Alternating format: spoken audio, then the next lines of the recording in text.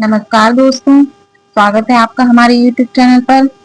तो आज मैं आपको बताने वाली हूँ समास के बारे में। हिंदी के बहुत इंपॉर्टेंट टॉपिक है और प्रतियोगी परीक्षाओं में इसमें से प्रश्न भी पूछे जाते हैं। बहुत ही सरल है, आसान शब्दों में हम इसे समझेंगे। तो चलिए शुरू करते हैं। सबसे पहले देखते हैं समास। समास क्या है? संक्षेप में अगर हम समझें तो शब्दों का संक्षिप्तीकरण ही समास है, यानी कि शब्दों को शॉर्ट फॉर्म में जब हम लिख देते हैं तो वो बन जाता है समास। शब्दों का संक्षिप्तीकरण किया जाता है समास में। दो या दो से अधिक शब्दों से मिलकर बना सार्थक शब्द, यानी कि समास एक ऐसा शब्द है जो या दो से ज्यादा शब्दों से मिलके बनता है, लेकिन उसका अपना एक सार्थक शब्द अर्थ होता है। समास में दो पद होते हैं, कोई सा भी समास हो आपका, हर समास में दो पद होंगे, पूर्व पद और उत्तर पद। पहला पद पूर्व पद और बाद वाला पद उत्तर पद कहलाता है। समास की प्रक्रिया में पदों के बीच विभक्तियों का लोप हो जाता है। अब विभक्तियां क्या होती हैं हमारी, यानी कि शब्दों को ज्वाइन करने वाले शब्द, जैसे का, की, के, नानी, ने, के, को, से, ये सारे। तो जब शब्दों का संक्षिप्तीकरण हम करते हैं तो दो शब्दों का मिला के एक सार्थक शब्द बना देते हैं, तो जो विभक्तियां होती हैं उनका लोप हो जाता है। तो ये तो हो गई समास की बात। अब देखते हैं समास के भेद। तो समास के कितने भेद हैं, इसे याद करने की हमारी एक ट्रिक है। अब तक द्वित्व, अब तक द्वित्व, आ से अव्ययी भाव, बा से बहुव्रीहि, ता से तत्पुरुष, का से कर्मधारय, द्वे से द्विगु और द्वा से द्वंद्व। अब तक द्वित्व। तो अब इनको डिटेल में समझेंगे। सबसे पहले है हमारा अव्ययी भाव समास। अव्ययी भाव समास, पूर्व पद अव्यय तथा प्रधान हो, यानी कि शब्दों का पहला पद जिसमें अव्यय हो और प्रधान हो, ऐसे शब्द जिनमें अव्यय शब्द हो रहे हैं। अव्यय शब्द हमारे कौन कौन से हैं देख लेते हैं।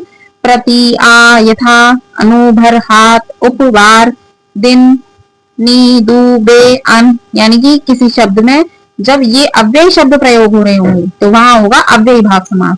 उदाहरण देखिए, उपकूल, उप अव्यय हो गया। बार बार, बार अव्यय हो गया। यथाशक्ति, यथा अव्यय। प्रतिदिन, आजन, अनुरूप, भरपेट, हाथों हाथ, आ समुद्र, दिनादुन। तो ये सारे हो गए हमारे अव्ययी भाव के उदाहरण। नंबर 2 है हमारा तत्पुरुष समास। तत्पुरुष समास क्या है? तत्पुरुष समास में जब उत्तर पद प्रदान हो और दोनों पदों के बीच कारक चिन्ह लुप्त हो जाता हो, तब होगा हमारा तत्पुरुष समास। अब कारक चिन्ह हमने हमारी पिछली वीडियो में कारक चिन्हों के बारे में पढ़ा था। 8 कारक और उनके अलग अलग कारक चिन्ह थे, लेकिन यहाँ पर तत्पुरुष समास में क्या है, कारक चिन्ह तो हमारे सेम वही है, लेकिन जो हमारा प्रथम कारक है और अंतिम संबोधन कारक है, प्रथम कर्ता और अंतिम संबोधन, उसे छोड़ के जो हमारे बीच के 6 कारक होते हैं, उन कारकों के आधार पर 6 प्रकार के हमारे तत्पुरुष होते हैं। यानी कि 6 तत्पुरुष हो गए हमारे कर्म, करण, संप्रदान, अपादान और अधिकरण और संबंध। तो पहला है हमारा कर्ता कारक, हमने छोड़ दिया, तो दूसरे नंबर वाले हो जाएगा यहाँ पर नंबर 1 कर्म तत्पुरुष, यानी कि कारक की विभक्ति के हिसाब से देखें तो द्वितीय तत्पुरुष। द्वितीय कर्म कारक की विभक्ति क्या होती है हमारी, को। तो द्वितीय तत्पुरुष में को यानी कि कर्म कारक की विभक्ति का लोप हो जाता है। जो हमारा को आता है, जब अर्थ में उसको हम डिटेलिंग करेंगे शब्द की, तो को शब्द का लोप हो जाएगा। जैसे माखन चोर, माखन को चुराने वाला, है ना। सुख प्राप्त, सुख को प्राप्त। गगन चुंबी, गगन को चूमने वाला। जेब कतरा, जेब को काटने वाला। इसी तरह से रथ चालक, पतित पावन, चिड़ी मार, ग्रामगत, गृहकट, कठफोड़वा, तिलचिट्टा, देशगत, पॉकेट मार। यहाँ पर जो जितने भी हमारे समास मैंने आपको बताए, इनके बहुत सारे उदाहरण दिए हैं। ये सारे उदाहरण इंपॉर्टेंट हैं और इन्हें आप समझ लेंगे तो जरूर बहुत पॉसिबिलिटी होती है कि इन्हीं उदाहरणों में से कोई हमारा एग्जाम में फंस जाए। अगला है हमारा करण तत्पुरुष, यानी कि तृतीय तत्पुरुष। अब इसमें जैसे कि ऊपर कर्म कारक में हमने पढ़ा, कर्म कारक की विभक्ति का लोप हो जाता है, इसी तरह से करण कारक की विभक्ति, करण की विभक्ति क्या है, से, के द्वारा का लोप हो जाता है।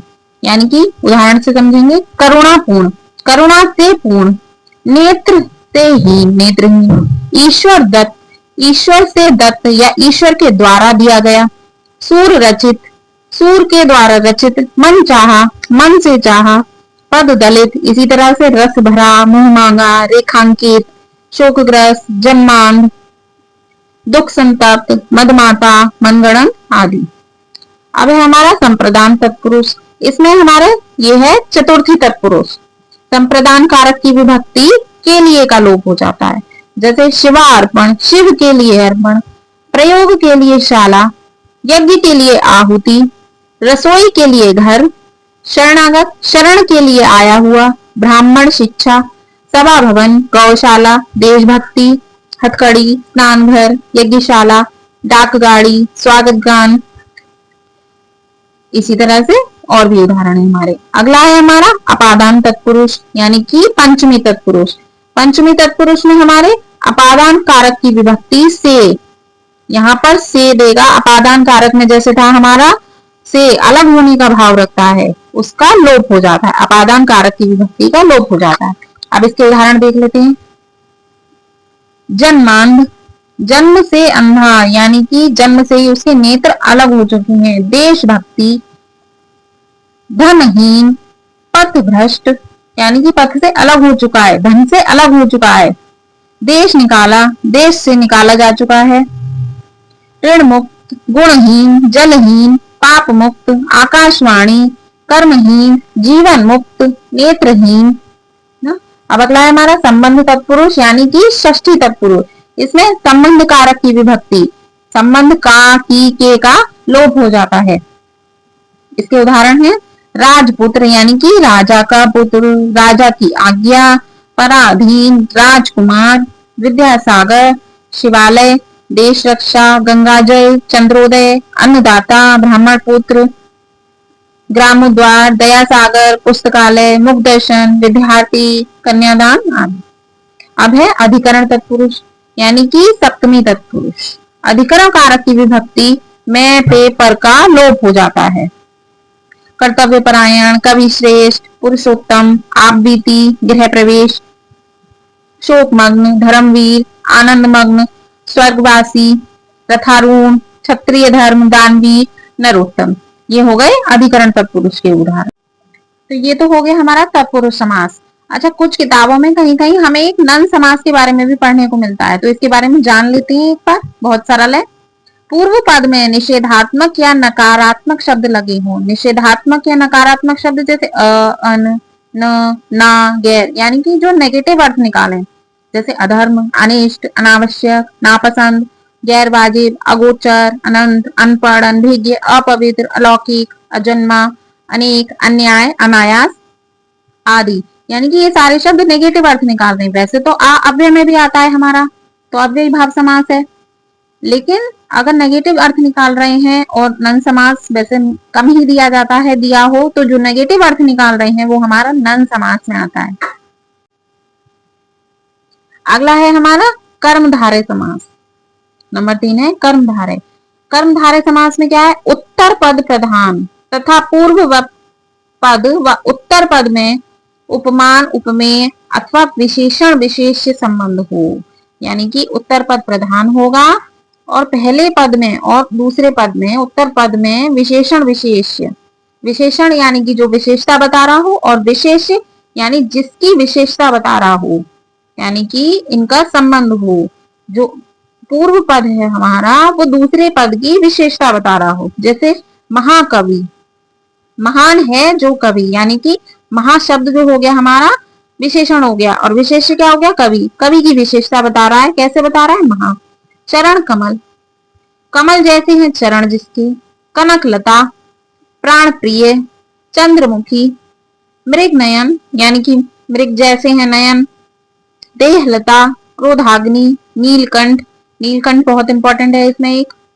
महापुरुष, पीत सागर, महादेव, नीलांबुज, लौह पुरुष, महोषधि, अधमरा, परमानंद, और ऐसी बहुत सारे उदाहरण है इसकी। इसमें कुछ उदाहरण है जैसे प्राण प्रिय, चंद्रमुखी, नीलांबुज, लौह पुरुष, पीत सागर।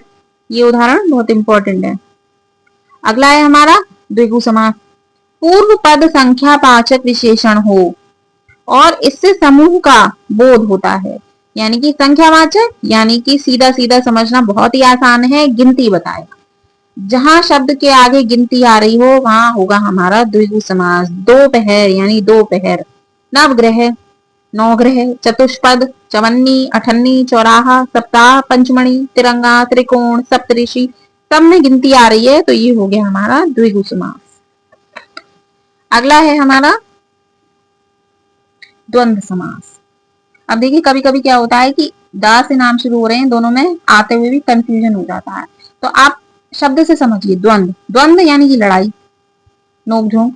तो जहां शब्दों में आपस में नोकझोंक हो रही हो, विरोधी शब्द आ रहे हो और बीच में योजक चिन्ह लगाओ, वहां होगा हमारा द्वंद्व समास। द्विगु गिनती और द्वंद्व यानी कि नोकझोंक हो रही हो, झगड़ा हो रहा हो, वहां होगा द्वंद्व समास। विरोधी शब्द आएंगे, दोनों पदों के बीच योजक चिन्ह लगता है, दोनों पद प्रधान और विग्रह करने पर और अथवा या एवं लगता हो। जैसे अपना पराया, अपना या पराया, आगे पीछे, आगे और पीछे, माता पिता, माता और पिता, सुख दुख, देखिए सबके बीच में योजक चिन्ह लगा हुआ है, तो ये हो गया हमारा द्वंद्व समास।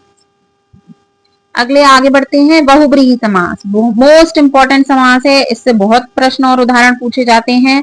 समस्त पद में कोई प्रधान नहीं होता तथा दोनों पद मिलकर किसी तीसरे पद की ओर संकेत करते हैं, यानी कि एक नया शब्द निकलेगा, वो होगा हमारा बहुब्रीहि समास। जैसे लंबोदर, लंबोदर यानी लंबा है उदर जिसका, किसका उदर लंबा है, गणेश जी। दशानन यानी रावण, चक्रपाणी यानी विष्णु, चक्रपाणी या चक्रधर। महावीर हनुमान, पंकज कमल, खगेश गरुण, पीताम्बर, निशाचर, त्रिलोचन, मृत्युंजय, गिरिधर, चंद्रमौली, मृगेंद्र, नीलांबर, कपीश, गोपाल, चतुरानंद, जलज, जलद, मुरलीधर, वज्रायुध, वीणापाणी, जितेंद्रिय, चतुर्भुज। तो ये सब हो गए हमारे बहुब्रीहि समास के उदाहरण। अच्छा, जैसे चतुर्भुज है, दशानन है, नवग्रह है, ये कुछ ऐसे शब्द हैं हमारे जो गिनती भी दिखाते हैं और बहुब्रीहि समास में भी आते हैं किसी तीसरे पद की ओर। तो मान लीजिए कि वैसे तो दोनों ही सही हैं, लेकिन अगर ऑप्शंस में हमारा दिया है, द्विगु भी दिया है और बहुब्रीहि भी दिया है, तो आपको बहुब्रीहि ही लगाना है। वैसे तो दोनों ही सही हैं, लेकिन ज्यादा प्रेफरेंस बहुब्रीहि समास को देनी है। तो अब इन्हें एक बार शॉर्ट में देख लेते हैं।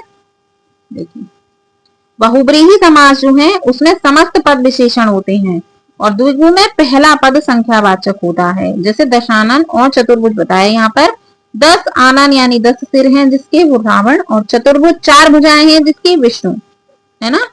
पूर्व पद प्रधान व अव्यय होगा, वो होगा अव्ययी भाव समास। उत्तर पद प्रधान होता है, तत्पुरुष, कर्मधारय और द्विगु, तीनों में उत्तर पद प्रधान होता है। द्वंद्व में दोनों पद प्रधान होते हैं और बहुब्रीहि में दोनों ही पद अप्रधान होते हैं, कोई तीसरा नया पद प्रधान होता है, वो होता है बहुब्रीहि समास। तो उम्मीद करती हूँ मैं आपको ये समास अच्छी तरह से समझ में आए होंगे।